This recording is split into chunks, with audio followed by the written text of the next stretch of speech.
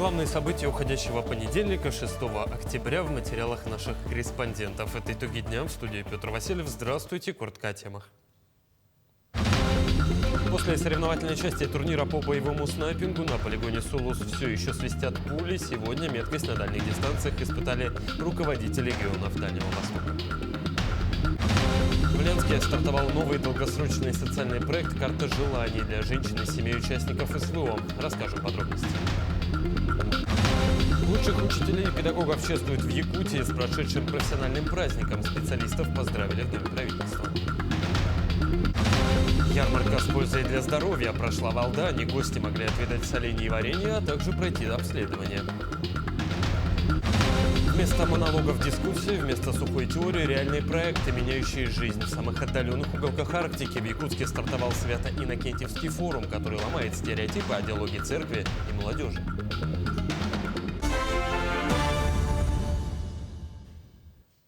После соревновательной части турнира по боевому снайпингу на полигоне Сулус все еще свистят пули. Сегодня меткость на дальних дистанциях испытали руководители регионов Дальнего Востока. В рамках военно-полевого семинара губернаторам прочитали краткий теоретический курс, а для закрепления теории на практике главам предоставили высокоточные огнестрельные комплексы российского производства. Прямо на полигоне, помимо семинара, прошло и заседание Совета ДФО. Под председательством Юрия Трутнева руководители субъектов обсудили ход работ по восстановлению подшефных пунктов на новоприсоединенных территориях. Полигон организован очень хорошо. Это, наверное, один из лучших полигонов. И видно, что он находится в стадии развития. То есть идут этапы развития. Видно, как обустраиваются все новые площадки, все новые дистанции. Много сооружений специальных для отработки самых разных боевых ситуаций. Мне еще впечатлили, конечно, инструкторы, которые здесь работают, которые знают свое дело, профессионалы высокого класса и могут подсказать, помочь. А это имеет значение правильно подготовиться к выстрелу и получить результат. Тем временем в школе номер 40 прошло чествование якутской команды победителя всероссийского турнира «Путь воина». Поздравить их прибыли полномочный представитель президента Российской Федерации в ДФУ Юрий Трутнев и глава республики Айсан Николаев. Вместе с тем полпред президента России ознакомился с новым филиалом центра, его оснащением и инструкторами. В школе имени Михаила Николаева для филиала оборудованы 2 отдельных класса – огневой подготовки и тактической медицины. Начиная с 8 классов для школьников проходят особые образовательные программы по патриотическому воспитанию и военно-спортивной подготовке. В ходе них они приобретают прикладные и командные навыки под руководством профессиональных военных инструкторов. Инструкторы-методисты – это около 80%. Это ветераны, участники боевых действий Кавказа, Сирии и специальной военной операции. Всего мы за год, за 2024 год подготовили более 2000 курсантов. За летнее время 686 курсантов за 2024 год. В этом году у нас планка увеличилась, более 3000 курсантов уже подготовили, и летом около более 700 курсантов в летний период при реализации «Время юных героев». Такая образовательная программа у нас. В Ленске стартовал новый долгосрочный социальный проект «Карта желаний». В рамках него женщины и семьи участников специальной военной операции раз в месяц на протяжении года будут участвовать в различных мастер-классах, творческих, спортивных и кулинарных инициативах. Подробности в сюжете далее. Арт-терапевтическое мероприятие стало первым. Оно прошло в Комитете по молодежной и семейной политике. В этот день здесь собрались все причастные к социальному проекту. Эта программа, конечно, очень необходима. Почему? Потому что, я говорю, с одной стороны, это программа реабилитации, с другой стороны, программа вот такой помощи, потому что мы понимаем, что жены участников СВО ежедневно, ежеминутно, ежесекундно думают о тех людях, которые сегодня выполняют свой воинский долг. Это те женщины, которые находятся в постоянном напряжении, которым необходима определенная перезагрузка, необходимо общение. Откликнулись на предложение депутата, руководителей учреждений спорта, дополнительного образования и культуры. Культура всегда была открыта для новых проектов, поэтому с ноября месяца с нами будет сотрудничать Альбина Колбик. Она как раз является сотрудницей тоже ДО СРГ. Мы очень рады, что она для вас проведет в нашем музее мастер-класс. Она очень творческая, интересная личность, очень такая аутентичная, поэтому я думаю, вам будет всем очень интересно провести с ней время. Итогом совместной работы стала карта желаний, в которой на каждый месяц целого года запланировано определенное мероприятие. Жены участников СВО могут посетить различные мастер-классы по вокалу, хореографии, самообороне, йоге, танцам и пошиву одежды. Также приготовить десерты и встретиться с психологом. С нее и начался проект. Данный проект вообще очень-очень хорош, я считаю. Я, получается, допустим, на предыдущих каких-то мероприятиях выбраться из дома не могла. Дома маленький ребенок. Но здесь я нашла ресурсы, чтобы выходить на такие мероприятия, так как они сближают нас, женщин, жен, мам, участников СВО. Нам нужна поддержка, нам нужно иногда расслабляться, ведь вместе мы как-то сильнее, да? Во время арт-терапевтического мероприятия девушки познакомились друг с другом ближе, рассказали о своих увлечениях. После вместе с Екатериной Егориной составили свою индивидуальную карту желаний. Данные мероприятия, они очень полезны для каждой женщины в плане того, что она может реализовать себя в какой-то, может, сфере. Вдруг в нас есть какие-то таланты скрытые, охота себя везде попробовать. Ну, как я уже говорила при знакомстве со своими девушками, что есть несбывшаяся мечта с детства. Я хотела танцевать, но почему-то наш педагог по танцам никогда меня не замечала. И думаю, попробовать, вдруг это мое. Присоединиться к проекту женщины из 7 участников специальной военной операции могут в любое время. Авторы инициативы надеются, что жены наших защитников откроют для себя новые возможности. Светлана Балеева, Алексей Семенов, Ленск. В Якутске наградили свыше 40 специалистов системы образования региона. Среди них как учителя, так и педагоги. В том числе и первые победители новой спецпремии по физике. О том, что стоит за успехом учителей и насколько они пишут ЕГЭ, расскажет Сыргалана Неустроева. В этом году почетное звание «Заслуженный учитель республики» было присвоено лишь 2 специалистам. Среди них учитель русского языка и литературы из Алекминского района Галина Егорова.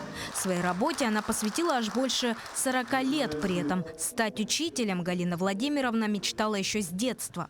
Такая мечта была, она исполнилась, и вот столько лет я проработала. Иногда жалею, иногда нет. По-разному бывает. Не все всегда бывает хорошо, но, конечно же, успехи детей радуют, поддержка коллег помогает. А вот Петр Тимофеев в профессии больше 30 лет. В этом году он стал первым победителем спецпремии лучших учителей физики. Его воспитанники ежегодно добиваются самых высоких показателей единого государственного экзамена. Секрет прост. Без любви к детям у учителя ничего не получится. Каждый год у меня 2-3 человека всегда пишут на 90+. И 5-8 учеников всегда пишут 80+.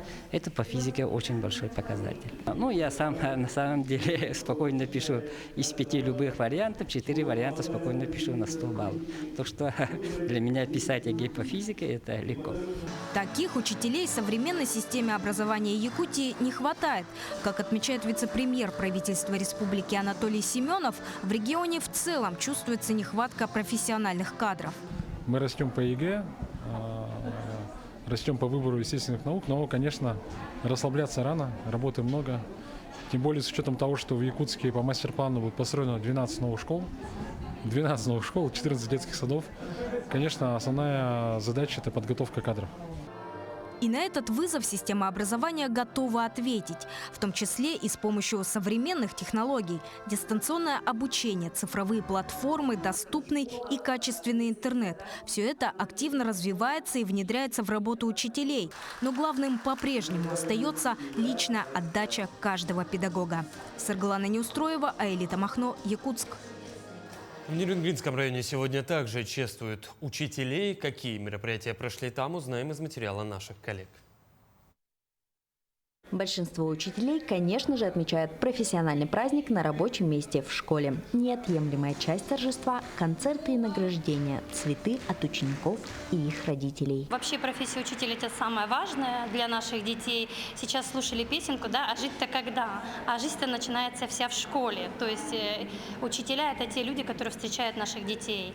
И дети проводят с ними больше времени, чем с нами, родителями. Но я благодарна нашим учителям. Нашему учителю я благодарна благодарна в 2, в 3, в 4, в 5 раз, потому что она умеет их организовать. Но каждый учитель умеет, как мы сегодня видели, по разным классам ходили. Все учителя организовывают, у каждого своя дисциплина. Но вообще учитель – это важно.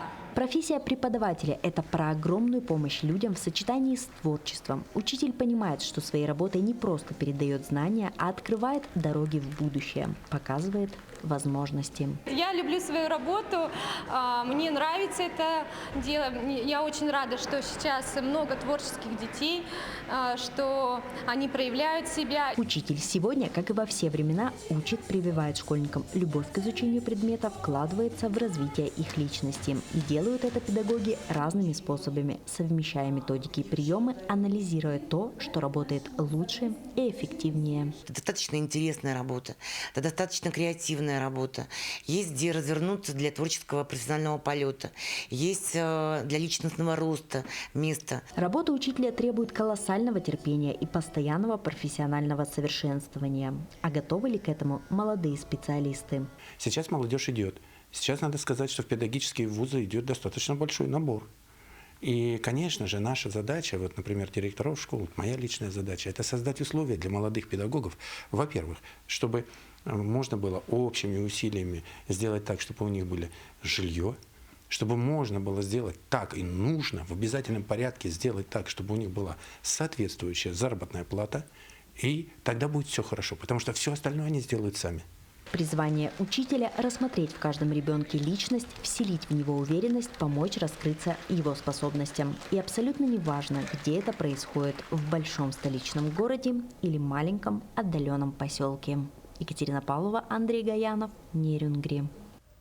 Якутск в октябре примет окружной этап Всероссийской общественной премии «Гордость нации». Ежегодный конкурс от Ассамблеи народов России отмечает вклад граждан и организаций в укрепление межнационального согласия.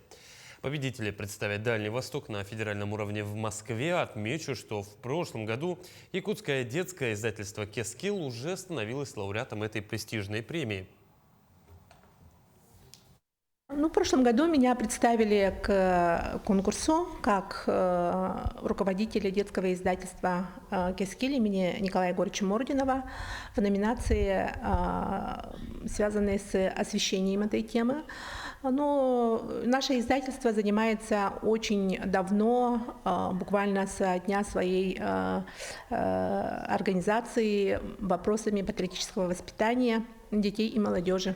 В прошлом году была отмечена наша работа, это организация и деятельность медиашкол «Кескил» в Республике Саха-Якутия.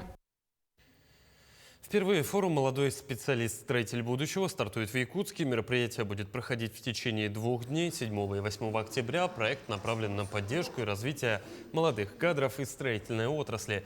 Призван объединить будущих и текущих профессионалов. Организаторами выступают Минстрой России, ну а сам форум проводился уже в 33 регионах страны. Более 36 тысяч человек по всей России присоединились к участию в нем, из них более 22 тысяч – это студенты. Форум построен как открытая площадка для взаимодействия между студентами, строительными компаниями и образовательными учреждениями. В данном форуме, конечно, будет делаться дискуссия не только подготовка специалистов, но и для чего они нужны, потому что они должны знать в целом о градостроительстве. Конечно, для того, чтобы строить некий объект, мы, конечно, должны знать в целом вообще и коммуникации, и архитектура должна быть, да, и проекты, кто будет готовить, кто будет вот это строить, объекты строить, кто будет эксплуатировать. Ярмарка с пользой для здоровья прошла в Алдане. Гости могли отведать соленья и варенье, а также пройти обследование. На гуляниях проводился выездной медосмотр. Инициаторами ярмарки выступили сотрудники Алданской центральной районной больницы. Ну а вырученные средства направят на поддержку участников СВО. На ярмарке побывали и наши коллеги. Богатой и щедрой стала ярмарка, развернувшаяся в стенах Дома культуры. Солений до варенья, пряников до пирогов здесь мог отведать, как говорится, и стар, и млад. И, конечно, хозяюшки охотно делились рецептами. Это тыква и шоколад сверху. Тыква с желе. Очень вкусно, полезно. Тыква вообще полезный продукт. У нее много очень минералов. Тут, то есть она немножко отваренная, добавлено желе, взбито. Налево и направо лавки с товаром, да возле каждой веселье даром. Гуляния состоялись благодаря коллективу Алданской центральной районной больницы. А с инициативой проведения ярмарки выступило руководство профсоюза. Праздник стал благотворительным. Ярмарка организована прежде всего для чего? Для того, чтобы все вырученные средства направили на помощь нашим бойцам, которые находятся на СВО. Мы оказываем помощь нашим бойцам на регулярной основе, постоянно отправляем лекарства, расходники, перевязочный материал. Сотрудники Алданской ЦРБ приняли участие в ярмарке массово. Коллективы отделений больниц, поликлиник и диспансеров подходили к организации очень креативно, с удовольствием представив на суд честного народа свои труды, мастерство и фантазию. Лавки с товаром радовали не только изобилием, но и ценами. Ярмарка проходит отлично. Вообще хорошо, что организовали эту ярмарку, потому что очень много, оказывается, у нас в больнице рукодельниц, которые, смотрите, какие столы все ломятся, да? Приходят люди, покупают все. Я считаю, что это вообще шикарно, надо повторять такие ярмарки. Даже не ожидали, что так вот пройдет очень эмоционально и с таким позитивом, и с такой массой продукции. Мы очень довольны. Оказывается, наши медики мало того, что успевают сутками работать, еще и готовить все. Чего только не было на столах и стеллажах. Вещь по душе, да яство по вкусу находил даже самый взыскательный купец. С пустыми руками не ушел никто. Есть на что посмотреть, все интересно, все много, все вкусно. Вот покупаю, буду угощать всех. На гулянии гости могли не только полакомиться разнообразными яствами, но также пройти обследование. Выездная диспансеризация проводилась в мобильном центре здоровья. Комплексная аппаратно-программная диагностика позволяет выявить как уже имеющиеся заболевания, так и предрасположенность к ним. Это определение факторов риска развития хронических заболеваний, работа с тем населением, которое имеет факторы риска, такие как курение, малоподвижный образ жизни, ожирение, избыточный вес. В мобильном центре алданцы также могли поставить прививку против гриппа. Гуляния бесспорно удались. Участники и гости убеждены, что такие ярмарки станут традиционными. Татьяна Вахнина, Сергей Шипачев, Александр Лукин, Алдан. В Якутске стартовал крупный 14-й Свято-Иннокентьевский форум, который ломает стереотипы о диалоге церкви и молодежи. Вместо монологов – дискуссии, вместо сухой теории – реальные проекты, меняющие жизнь в самых отдаленных уголках Арктики. Что из этого получилось, знает Дарья Короленкова. Для более чем 200 студентов со всей республики этот форум – неформальное мероприятие, а возможность для серьезного разговора. В этом году он посвящен знаковой дате – 155-летию Якутской епархии. В центре внимания – личность святителя Иннокентия. Его пример, по мнению организаторов, сегодня актуален как никогда. Епархии и для всей православной церкви очень значительный день. Сегодня день памяти святителя Иннокентия Вениаминова, митрополита Московского и Коломенского, просветителя Сибири. И очень значительного человека для Якутии, так много сделавшего, что память о нем, как нам видится, необходима должна быть у молодежи, чтобы подражать ему как великому просветителю. Центральным событием форума стала презентация фотовыставки «Венское лето. Миссионерская экспедиция в Арктику». Это социально-просветительский проект Якутской епархии, который был реализован в Момском улусе в поселке Сасыр, где впервые в истории были проведены православные богослужения на якутском и русском языках. Самое главное богослужение мы провели в поселке. Поскольку в самом Олене стадии крещенная была только одна женщина, там не было потребности в таком большом богослужении, а в поселке у нас крестилось 4 человека, и еще было 2 крещенных, уже которые там жили, которые крестились в городе до этого. Чтобы разговор о вере не превратился в сухую лекцию, организаторы сделали ставку на живое общение. Вместо длинных докладов – диалоговые площадки. Вместо абстрактных тем – практические семинары по социальному проектированию. Именно такой современный подход и привлекает молодежь из самых разных районов республики. Причем многих уже не в первый раз. Было очень интересно, очень много познавательной информации получили. Очень хороший опыт. В этом году ожидаю хороших впечатлений и познавательной информации. И это только первый день. Впереди у молодежи практический семинар, где идеи можно будет облечь в конкретные проекты, а также экскурсия по храмам и лекция о роли церкви в годы войны. Дарья Короленкова, Семен Семенов, Якутск. Мирнинский район в последние годы становится все более привлекательным местом для внутреннего и въездного туризма благодаря активному развитию инфраструктуры. Ярким тому примером служит проект предпринимателя, сумевшего всего за год построить комфортабельную туристическую базу на живописных берегах реки Вилюй. Подробности в сюжете далее. За последние годы туристический потенциал Мирнинского района продолжает раскрываться, привлекая внимание к уникальным достопримечательностям и создавая комфортные условия для отдыха и путешествий. В Мирнинском районе активно развивается туризм. Это и въездной туризм, то есть турист, который приезжает с регионов России, и внутренний наш турист, турист Якутии.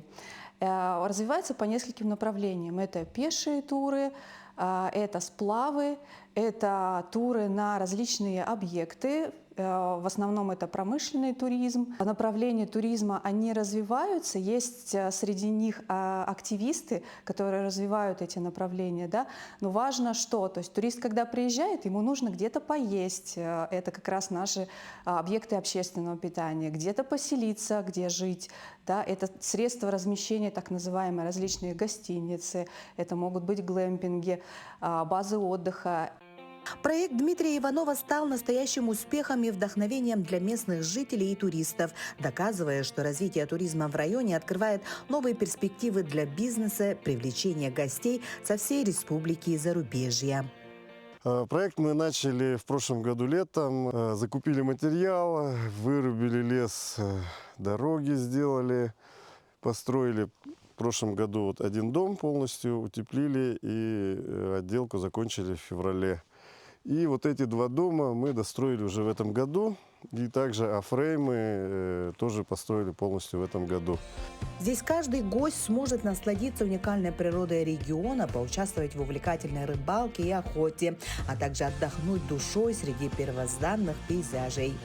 Здесь у нас и рыбалка, и охота, любой вид отдыха. Катаем на лодках, сапборды, каяки. Зимой у нас мотосноуборды есть, снегоходы. Также есть у нас банан зимний для детей, развлечений. Ну и подледная рыбалка, естественно. Развитие туристических маршрутов в Алмазном крае свидетельствует о высоком интересе к этому району и создает благоприятные условия для дальнейшего роста туристического потока, способствуя укреплению экономики и повышению привлекательности территории для путешественников. Анна Васильева, Мирный. Таким мы видели этот день наши корреспонденты. Ну а я с вами прощаюсь. До встречи.